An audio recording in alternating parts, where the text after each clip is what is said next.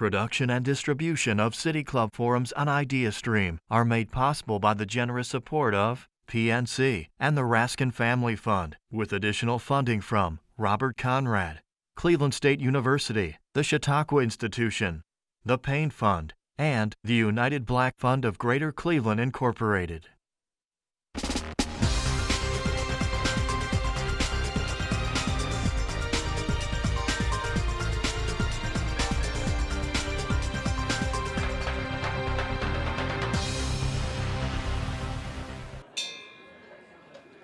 Good afternoon and welcome to the City Club of Cleveland.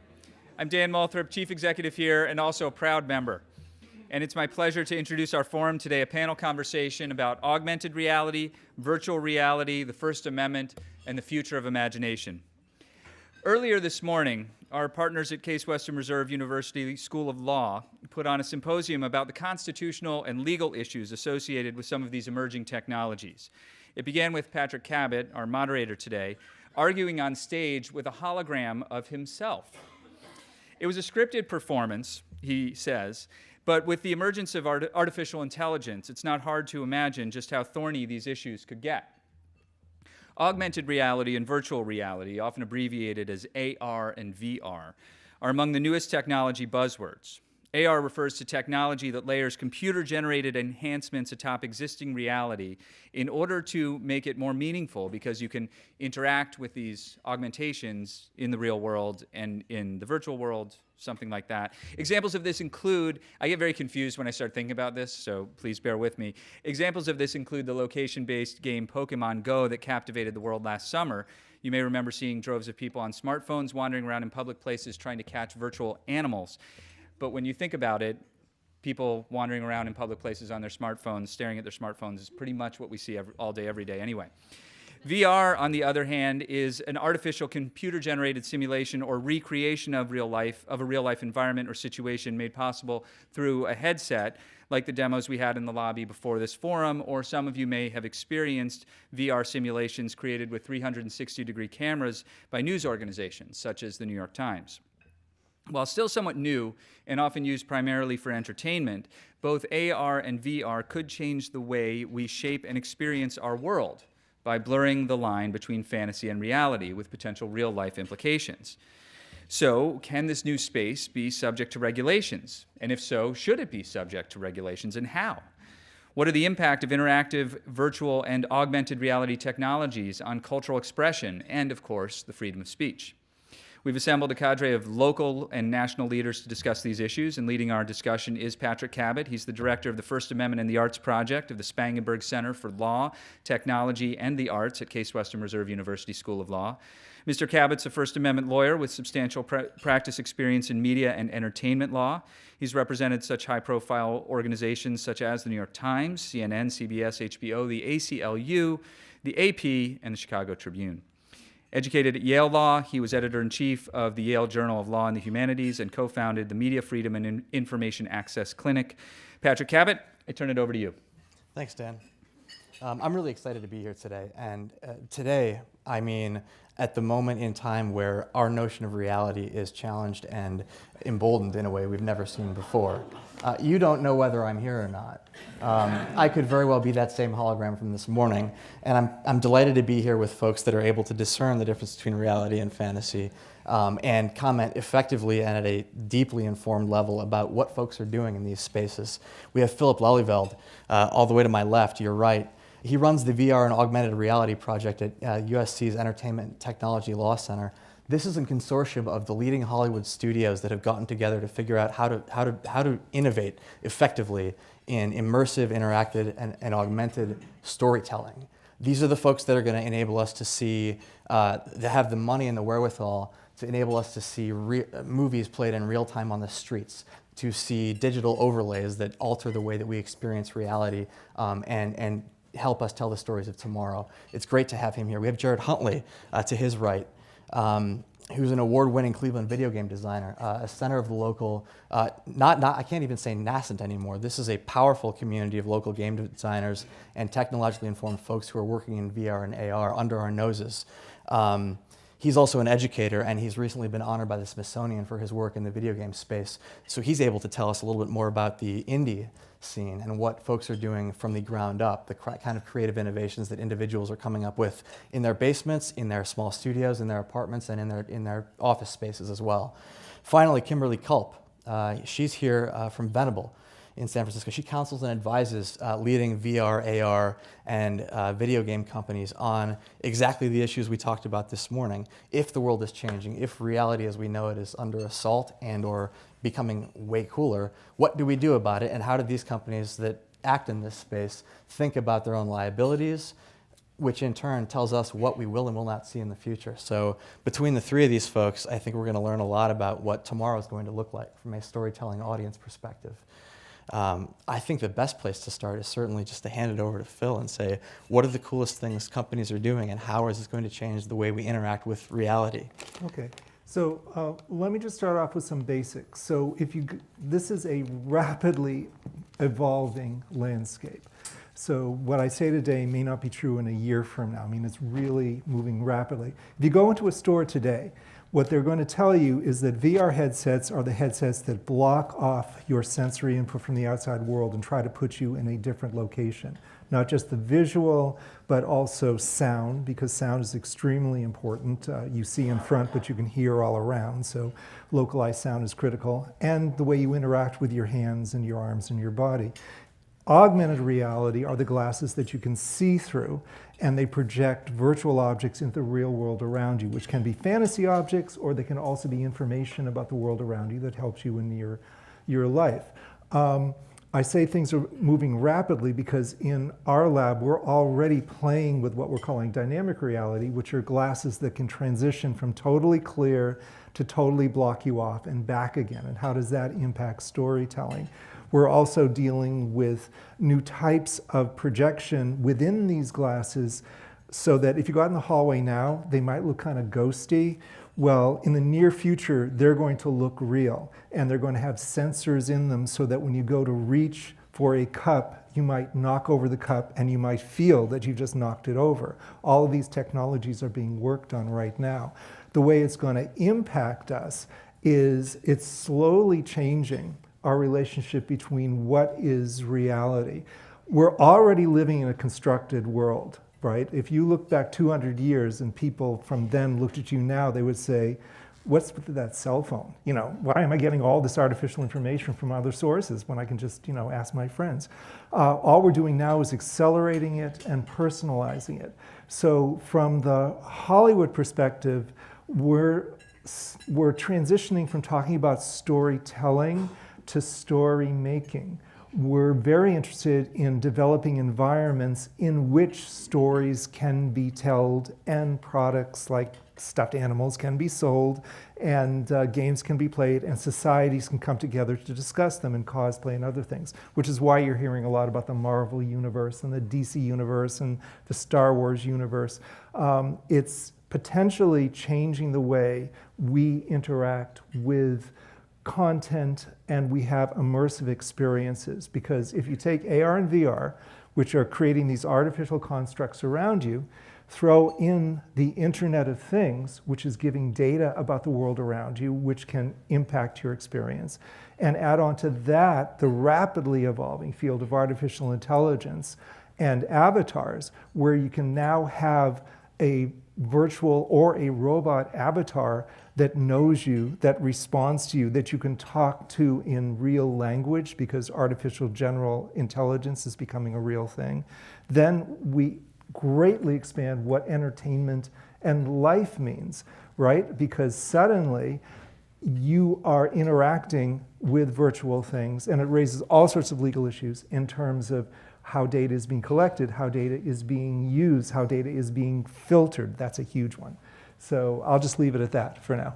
So basically, I could be sitting here, and because I see a very well-respected lawyer, Hugh McKay, in the audience, if Hugh and I had a falling out, I could have my glasses programmed to delete him from this room. And my experience here would be a Hugh-less experience. Simultaneously, Spider-Man could swing through the room, provided the appropriate licenses have been procured. So these are the types of things that could be happening right in front of us with current technology that exists. Mm-hmm.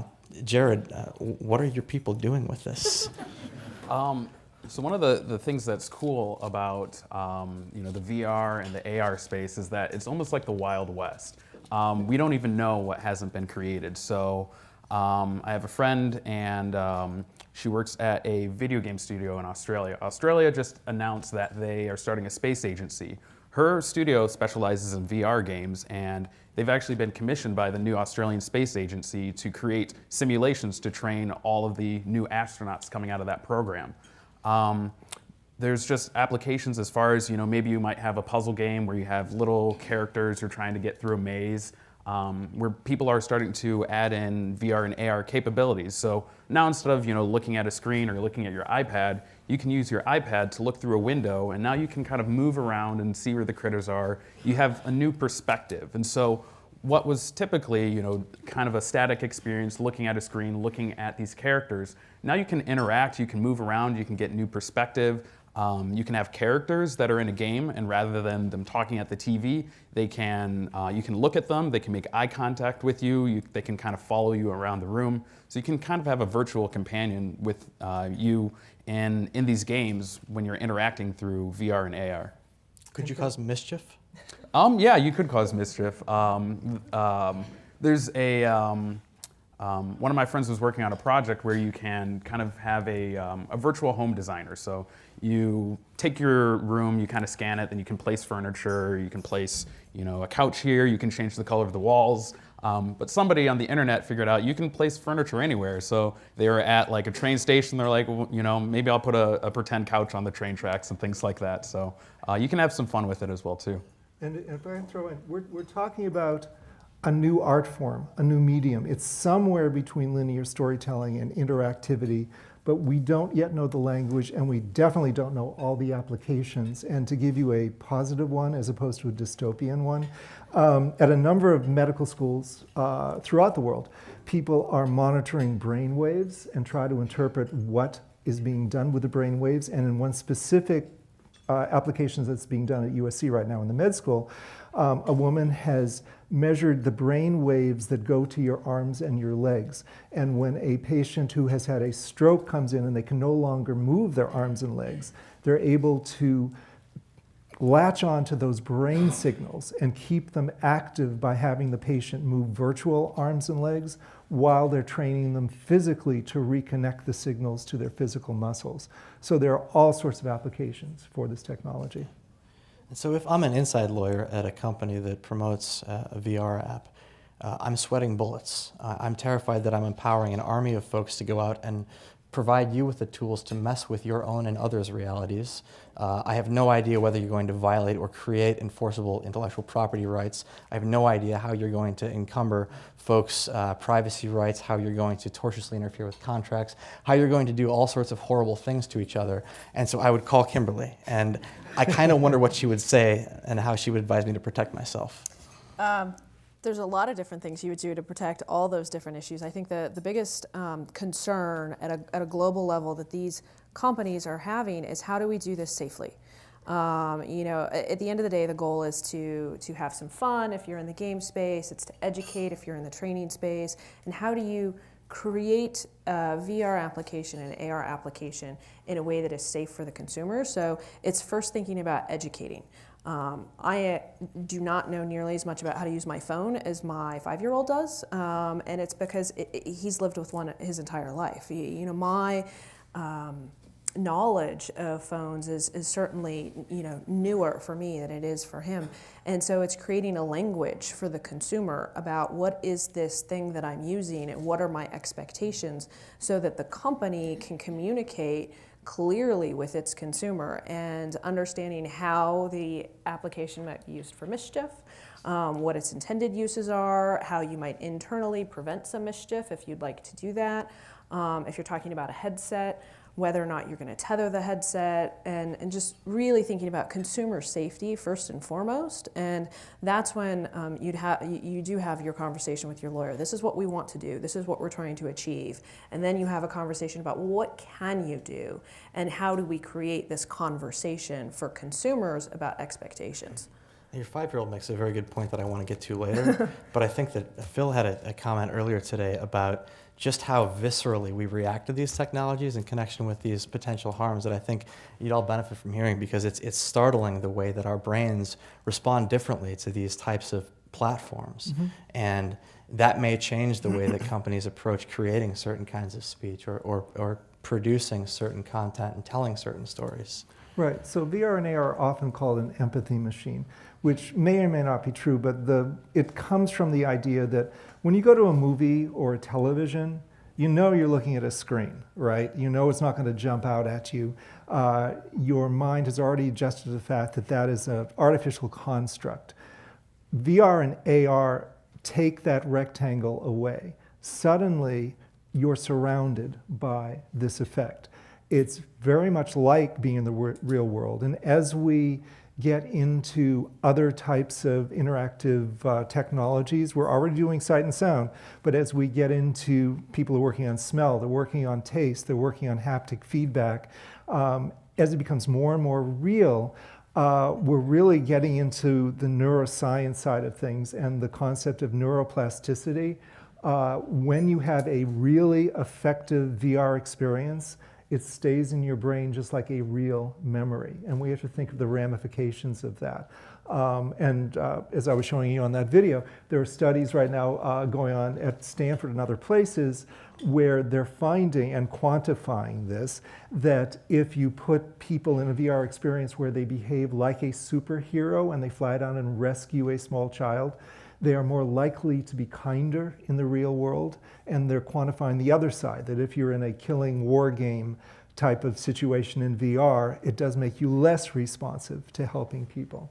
So there's an entirely deeper psychological thing to this. We're blending realities, and we don't yet know what that means going forward. You know, game developers have a term I love for this. They call it the magic circle. Which I think is incredibly clever, but it deals with the notion that virtual reality, like any imaginative form of entertainment, simultaneously advances two propositions. One, this is false, this is not happening. Two, this is real, or it is as real as we can make it feel to you. And so in negotiating these things, and Jarryd, I don't know if you want to talk about the magic circle a little bit, programmers and game developers and folks that work in this space have found a way to use language to talk about the suspension of disbelief in immersive platforms and negotiate this stuff. And I honestly think it's the most important way to think about this new horizon going forward, is to think in terms of the magic circle that game developers have used to negotiate these two opposite propositions. Absolutely. So one of the things, building off of what Phil mentioned, when you have a movie, when you have a book, you have something in front of you. When you put on a VR headset, you're not experiencing another reality. When you're reading a book, you're reading about a character. You're watching a movie, you're watching a character. In VR, you're experiencing that for yourself. And so, like Patrick mentioned, that's a different form of storytelling. It's a new form of storytelling. In a film, if you want to direct the user's audience, you pan the camera. What happens in VR or AR when the character wants to look at a tree instead of, you know, the villain that you need to defeat? So there's a new type of language that we need to develop along with these new technologies. But on the flip side, the things that we can say, we can have someone experience something in the first person. We can, rather than show something, we can have somebody do those actions. We can have somebody perform those actions. And like Philip mentioned, those memories are stronger. And so there's training applications, there's new storytelling applications, and there's also applications for, you know, enjoyment as well. So can I add to that quickly? Just quickly. A couple of years ago, there was a movie called The Walk, which is about a guy who did a tightrope walk between the Twin Towers at World Trade Center. And there's a VR counterpart to it that is popping up in a lot of VR arcades nationwide and globally, where you put on the VR headset and earphones and you try to walk across. They put a rope on the floor, all right? And you know it's a rope on the floor. And this is the classic VR thing. It gets into your lizard brain that I know is perfectly safe, but I cannot step out on 102 stories looking down. You know, and it's like 1/3 of people fail this. And this is a powerful medium because in some ways it can overcome every bit of logic in your brain and just tell your body, I know you know it's safe, but it's not safe. So that's part of this experience. Well, I was going to add, I do think, as I mentioned before, language is part of the challenge. It's an interesting part of the challenge. I've seen VR applications where you have an arrow or some physical object that's pointing you in the direction you're supposed to go. No, you're veering from the wrong part of the story. I've seen an example, though, where they do it by sound.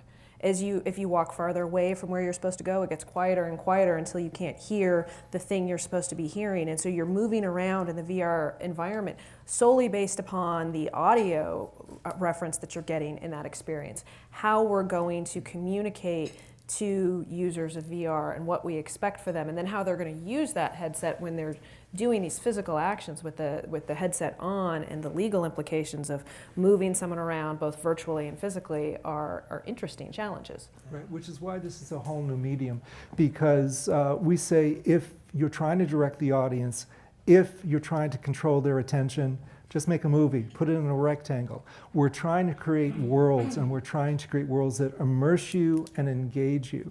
So you can build in that linear story, but you want to create environments that are so interesting that people may just want to go there and hang out and talk to other characters in it, as opposed to do the experience you wanted.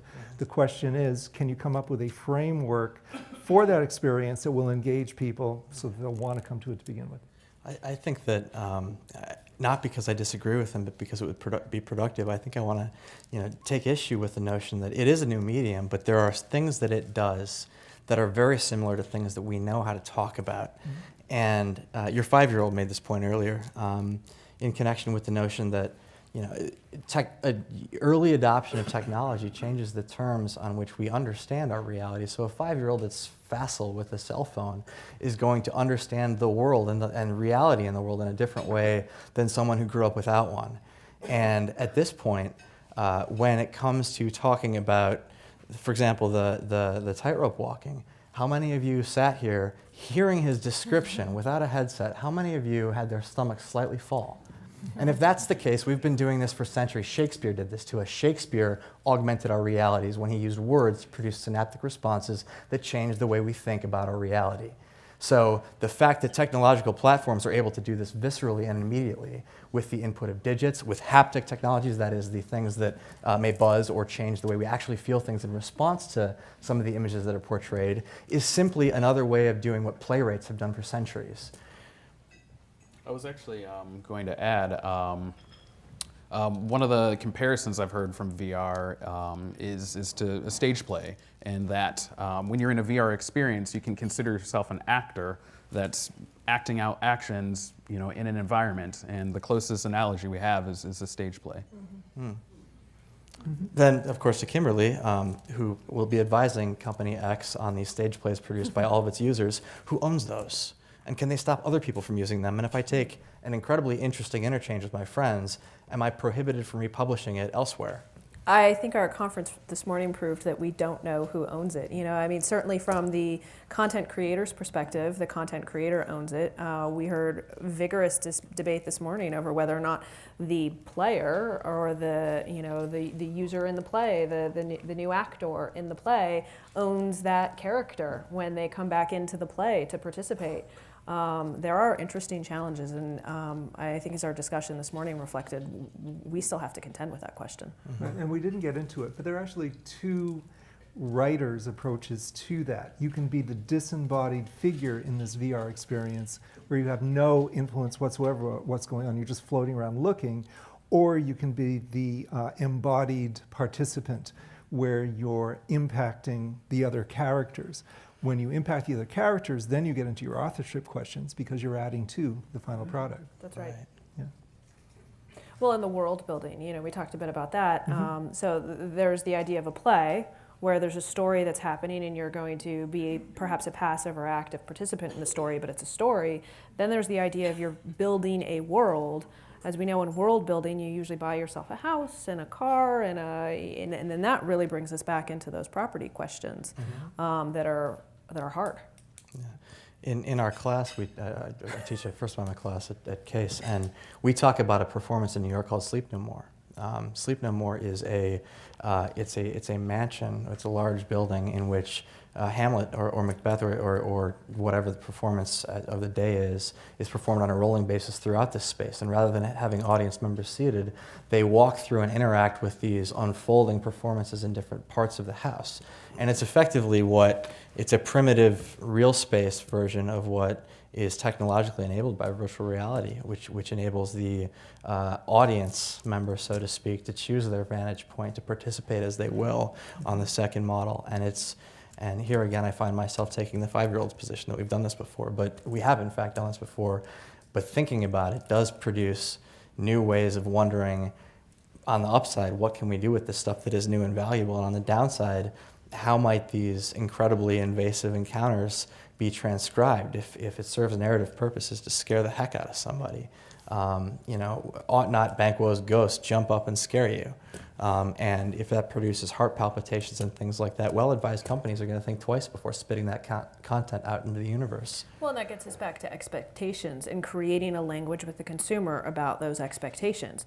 I would think that my 5-year-old has a certain expectation about how my phone should work than I do, just given context. And part of the argument that I've heard for what's going to really be part of our environment on a day-to-day basis at a mass level, is it AR, is it VR, and how are we going to get there, is it's going to be AR, and it's going to be because commercial use of augmented reality to train employees in the medical field, in the military, and in other industries is going to lead to consumer adoption of augmented reality, because the user, the adult, has now been taught what to expect from that technology and how to use it, is now more comfortable with it. Companies aren't going to go out and train everyone how to play a game. And so how do we get to where people are comfortable with the game? The argument I've heard that I like is from the commercial application. Yeah. And Jarryd, you had a nice point earlier that no one wants to cause a heart attack. Exactly. But there are sort of norms and pressures on developers and creative people to push the envelope and be, whether it's around Halloween, as you mentioned, extremely spooky and abrupt, or around in other ways to push taste and discretion and the usual high moral values to extremes that might abut those values. So one of the interesting things about this new space we're kind of exploring is, depending on the type of experience, game developers can produce games where you have user-generated content. You create a set of tools, maybe you can build things, and then it's up to the player base to create the actual content. So maybe they can create a virtual movie, they can create a virtual house, or new animals. And one of the interesting things is that makes the game developers the creator, but at the same time makes the players the creator. And so the game developers might be producing the game, we might be producing the experience, but the players really shape the direction where that goes. And with that comes the responsibility for the game developers to try to think ahead on how this might be used. Can this be used for good? Can this be used for expression, for speech? Can this be used for bad? Can people hurt someone else or abuse their rights within the game? So game developers are kind of transitioning in this space from just making a game or making an experience to creating a world where people can interact virtually, where they can have actions, they can have reactions, and there's kind of this enlarged experience space. Right, and keep in mind, that capability has been in gaming for about a decade, right? You've been able to make movies within games, and people have created their own story arcs. What's new is the expansion of the capabilities and the possibilities going multisensory and engagement, but it raises very similar issues. Yeah. I think we should probably pause there. Dan. Yeah, give me a little more heads up. Yeah. Well, it was drawing to a close. Today, I brought my napkin just in case. Today, we are enjoying a Friday Forum panel conversation about virtual reality, augmented reality, the First Amendment, and the future of imagination. Our panelists are Kimberly Culp, Counsel for Venable LLP, Jarryd Huntley, Software Development Instructor for We Can Code It, which is based here in Cleveland, also an Adjunct Professor of Computer Games and Simulation Design at Lorain County Community College, and Philip Lelyveld, Virtual Reality, Augmented Reality Project Lead at the University of Southern California Entertainment Technology Center. We're about to begin the audience Q&A. We welcome questions from everyone, City Club members, guests, students, and those of you joining us via our radio broadcast, our webcast, or our simulcast at the Jack Joseph and Morton Mandel Humanities Center at Cuyahoga Community College. If you'd like to tweet a question, please tweet it at the City Club, and our staff will work it into the program. We do want to remind you that your questions should be brief, to the point, and in fact, questions. Holding our microphones today are Membership and Customer Experience Manager Corey Isler and Youth Forum Council Chair Teola Orsanya. May we have our first question, please? It would be my perspective that organized religion, we believe we have a handle on reality, the handle on reality, and see that perhaps we squelch imagination in our society. On the other hand, I would say I can see some slick operator bringing the divine to their worship service this weekend with new technology. Your reaction? I'll take this. Yeah. Yeah. I can absolutely imagine a very immersive, interactive presentation of a worship service in any faith, fully activated by virtual and augmented reality technologies.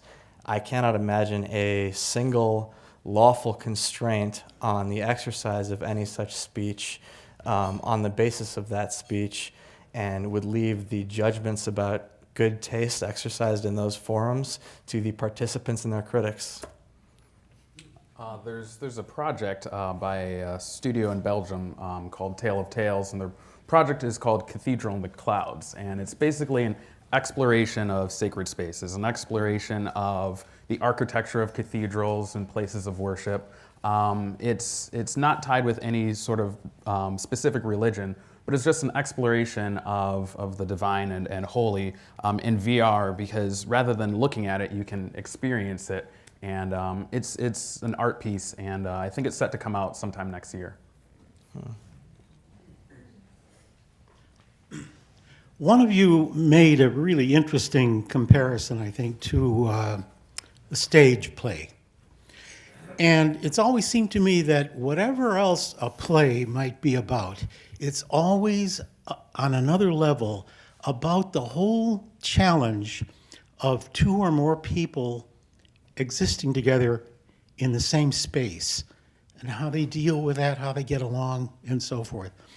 And this is one of the reasons why theater, it can be such a valuable experience for us as members of society, families, and so forth. What do you think about the possibility of creating situations, virtual situations, in which students or other people would be guided in their interaction with other, people, in ways that would let them experiment with other ways of interacting, overcoming automatic habits and so forth, and actually learning how to get along better, developing those skills. Mm-hmm. Do you want me to take it and then you'll take it? I think we're thinking All right, about so the I'll, same thing. I'll Go start. ahead. Yeah. All right, so you raised a couple of issues. First of all, we didn't talk about it, but there's the whole social AR and VR industry that's growing up, where you can have gatherings of hundreds of thousands of people in a virtual space. And because of spatial audio, where you position the sound relative to what you're seeing, you can actually have coherent conversations in a busy room. So you can, you hear the person that you're looking at is what it boils down to. So you can have that social thing going on. Then on the experiential side of things, and you'll talk more about it, but there are already, both at university levels and in industry, training programs that utilize very effectively role-playing in VR and AR, so that you become someone of the opposite sex or a different race or a different sexuality, and you have to deal with avatars or other human beings who are avatars in that space, and get to experience it firsthand, so it becomes less theoretical, more visceral. So that is going on.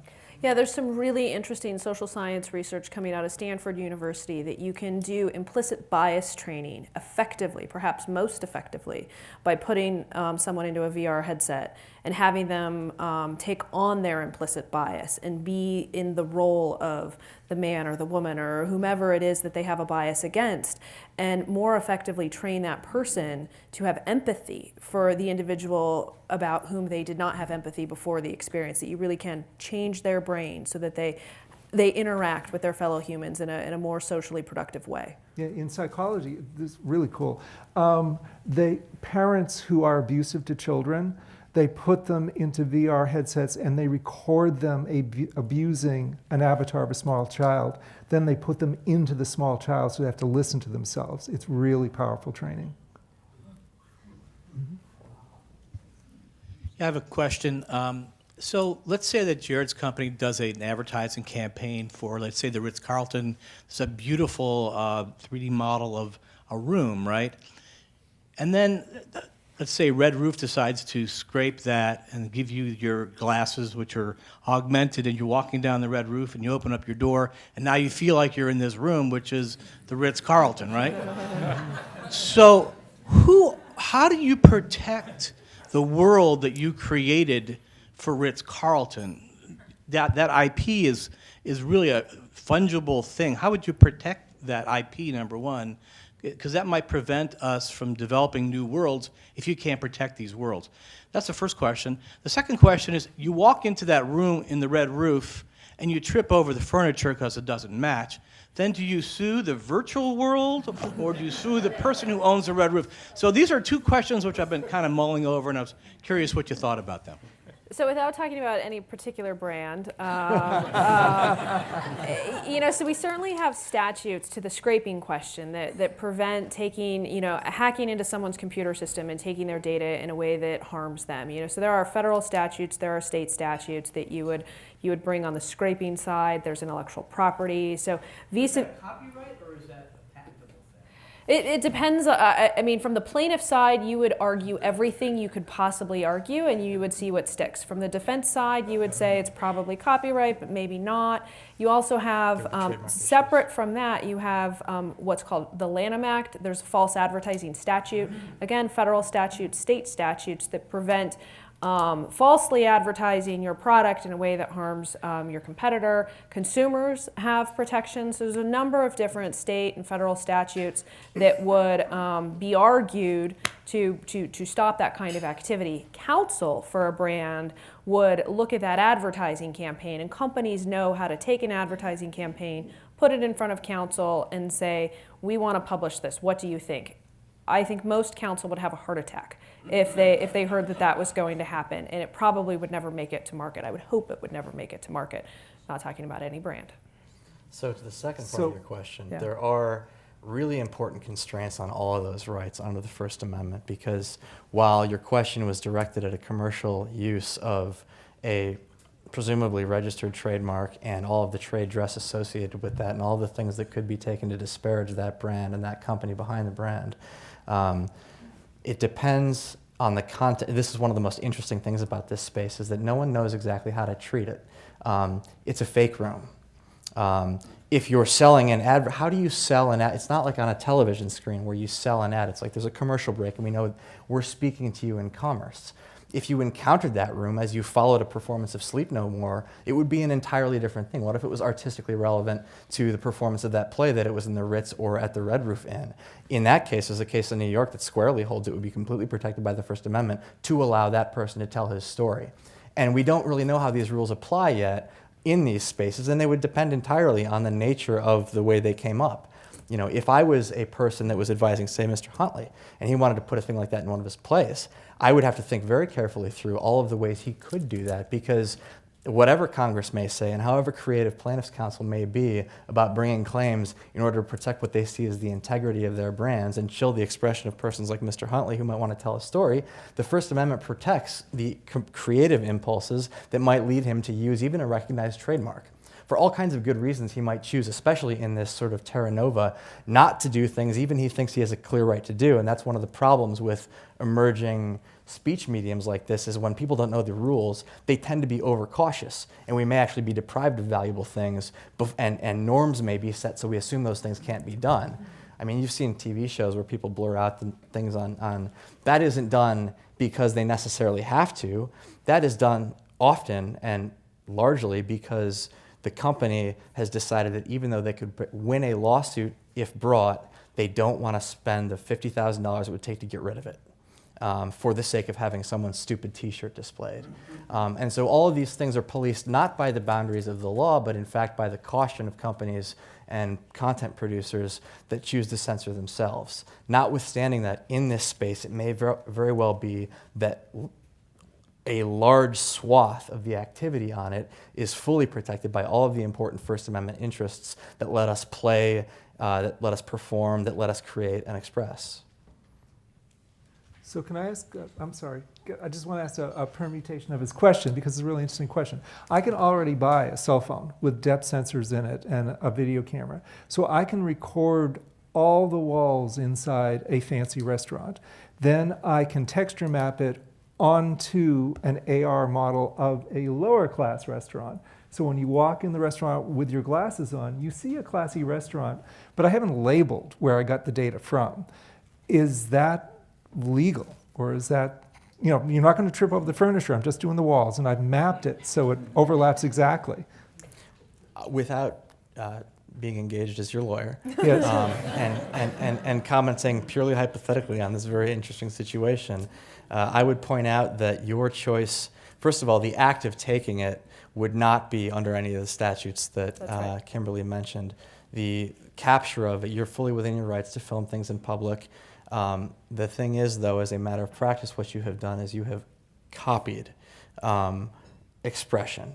Now, under copyright law, which is what we'd be talking about here, colors are not copyrightable, facts are not copyrightable, and if you said, I've set out to create a complete replica of this restaurant, you would be insulated against copyright liability because you have stated facts.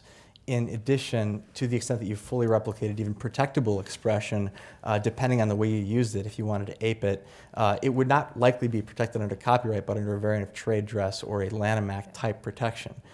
That said, there might be state statutes about the way in which you deploy it if you were trying to deceive consumers or if you were trying to unfairly practice your trade, and there might be some ancillary liability under theories like that that you would want to think about, but principally, you're kind of allowed to take someone's room if it's just the room. I mean, once it starts looking like logos and mastheads and brands, then you're dealing with serious trademark issues and you're careful, but the wallpaper, not a problem. So there have been many debates over the years with video games that have violent content, whether it's encouraging theft of cars, whether it's encouraging murdering people, or whether it's just a war zone, and if this has implications on young people in particular going out and being more violent in their own lives.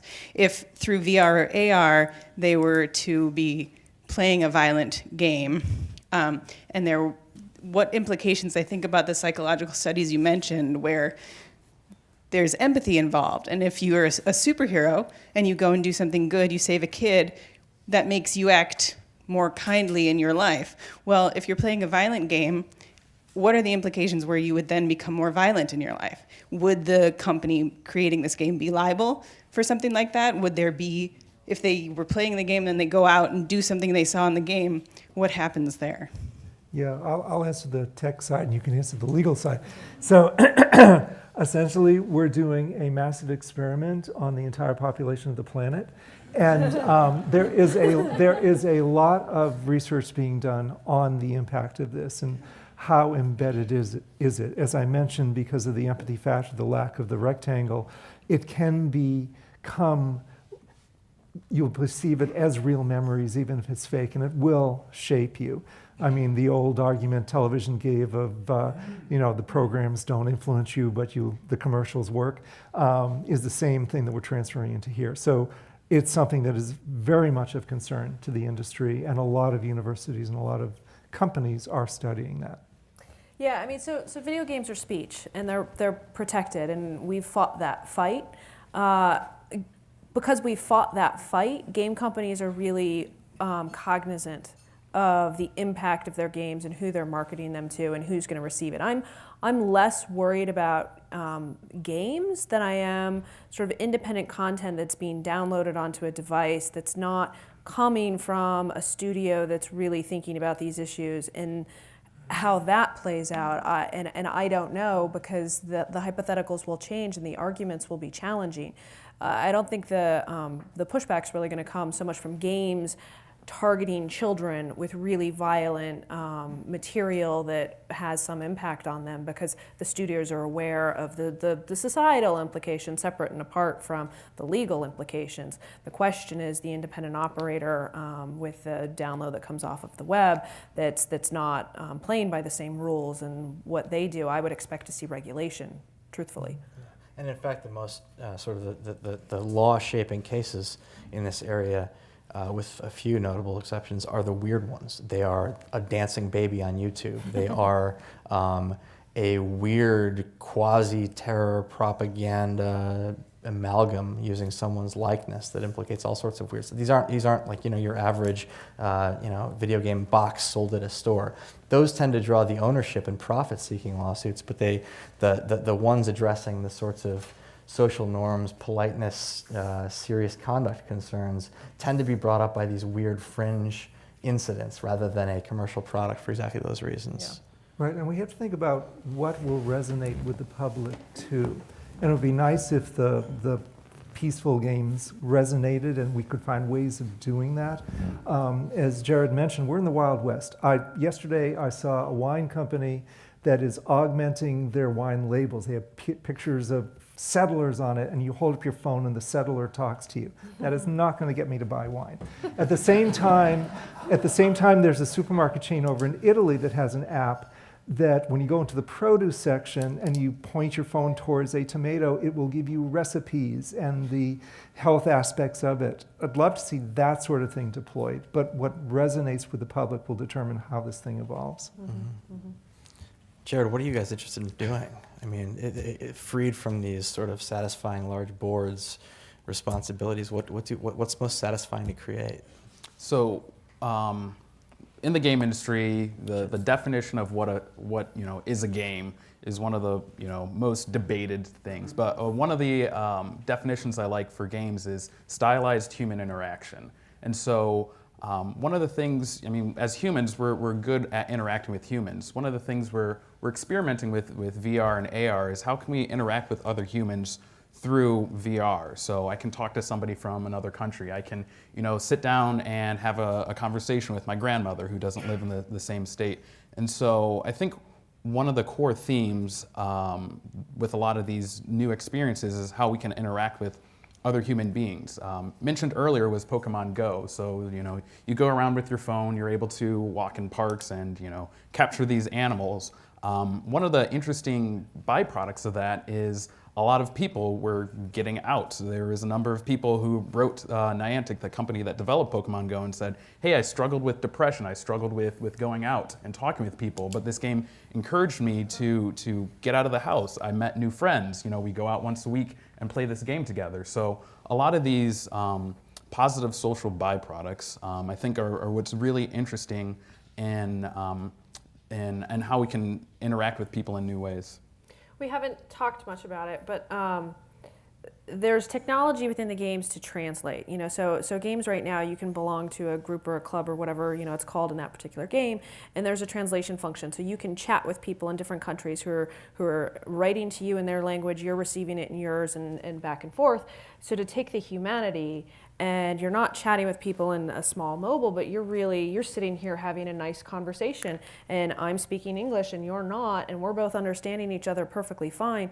The humanity of that is really exciting, and it's possible to get far beyond where we're at in games right now with that level of cross-border conversation in VR. I'd love to see something that does that. Yeah, and just building on that, Google Google has Google Translate, which will translate. You hold up your tablet, it'll translate the sign from a foreign language to English and vice versa. They just announced Google Buds, which are the earphones for listening to music and whatever. But one of the applications that they talked about at the launch was it ties into Google Translate. So you can have real-time translation. If someone's speaking to you in a foreign language, it'll go up to the cloud, come back down and do real-time translations for you, which a friend of mine calls the world's greatest dating app. But, this VR and AR tie into so many other things. Yeah. Patrick, I'm sorry you were not able to make me virtually disappear here, as you mentioned earlier. Great program. I do think there's tremendous upside and tremendous great excitement about the possibilities here, but clearly a lot of potential downside, which has been alluded to. I take it you folks don't think this is an area, since it is all terra nova, it's all new, the old rules may not apply, even though you say it's speech, maybe it is, sometimes maybe it isn't.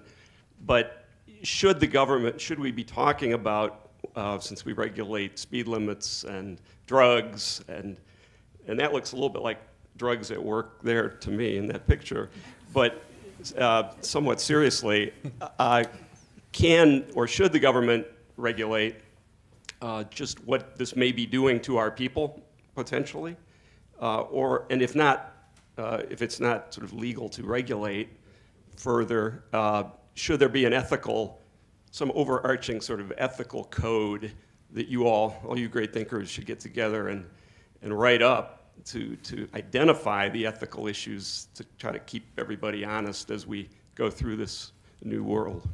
Maybe we could talk about the legal stuff and then Phil Sure. can talk about the ethical. So my personal philosophy is that the rules aren't new. We have the tools to legally manage the technology. At a minimum, we should try to use the tools we have because the courts understand them, because citizens understand them. So my preference would be to work within the construct that we have because we understand the construct. To the should we have regulation, I'd want to first see if there are failures in the current rules that we have before we turn to regulation. But that's a personal philosophy. I think it's certainly a good legal discussion to have. My philosophy is that there should not be regulation in this space yet. I think the course of regulatory history and new mediums teaches us that courts react irrationally upon adoption of new and vexing mediums. It was years before the Supreme Court took it upon itself to admit that movies could be valuable, fully protected expression. There are cases that decry their undecorous acts and their loathsome presentation of individuals, and not until the 50s did the Supreme Court step in and say, nope, this can have social benefits. So I'm affirmatively deregulatory when it comes to emerging mediums. We have Brian Wassam here in the room with us, who successfully, who obtained relief against the city of Milwaukee in a case on behalf of a virtual reality game that did something like Pokemon Go. It placed Game Stops in public parks, and the city of Milwaukee tried to do exactly this. They said, look, people are coming in droves to our parks. You'd think they would like that. But I guess out of concerns for, trampling of foliage or whatever, they decided to pass an ordinance that would license that speech, intruding on their public parks. And of course, as Brian mentioned this morning, one response to that is it's not there, it's pure speech. But we have, as Kimberly mentioned, we have the tools to deal with these things. If people vandalize things, we can prosecute them. If people trespass, we can prosecute them. If they spoliate your lawn, you can sue them. If they defame you, you can sue them. We have all of these tools at our disposal for regulating ancillary effects of conduct without punishing speakers for pure speech in a fictional environment that doesn't need to affect you unless you traipse into it. So I would be affirmatively anti-regulatory until we figure out what this medium is capable of and how we can avoid screwing it up. Okay, on the ethics side, there are multiple initiatives now to come up with ethical guidelines for AR, for VI, for artificial intelligence, for the Internet of Things. There's the journalism, professional journalists already have a code of ethics that they're extending into VR and AR. Let me just throw in industry standards which will allow things to coalesce into like single applications for things. It's way too early for that, and the industry recognizes that. You can't standardize until you have stability, and things are changing too rapidly. On the government regulations side, I think it was last November, the US Congress had its first hearing on AR, and I thought the questions the government asked were scary. They just showed so much lack of understanding that I think there's room for it when the government comes up to speed. And to kind of add on to that, if you have regulations from the creator side, the first thing that does is that stifles this innovation. We're still early in this medium. There's types of experiences that we don't know that haven't been invented. And so when you have regulation, that can stifle those types of innovations. The second thing it does is it forces us outside of the US. If there's still, types of innovation that are going to happen, but we have regulations here, people are going to find a way to explore those spaces elsewhere. And on the ethics side, GDC is the world's largest game development conference. They just started a new conference called VRDC, where it's a virtual reality and augmented reality conference that's a spinoff because there's such a demand. And those are the types of conversations, the ethics, the considerations, and where the future of this medium might be heading. Mm-hmm.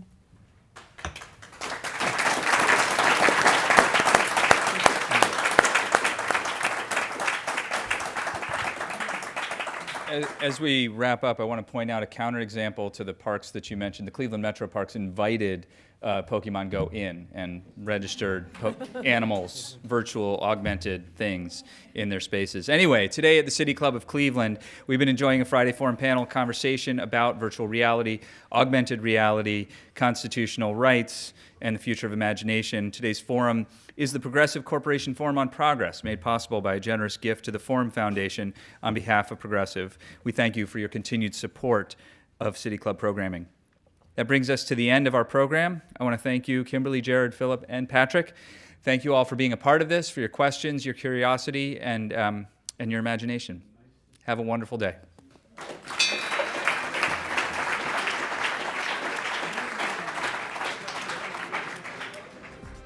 For information on upcoming speakers or for podcasts of the City Club, go to cityclub.org.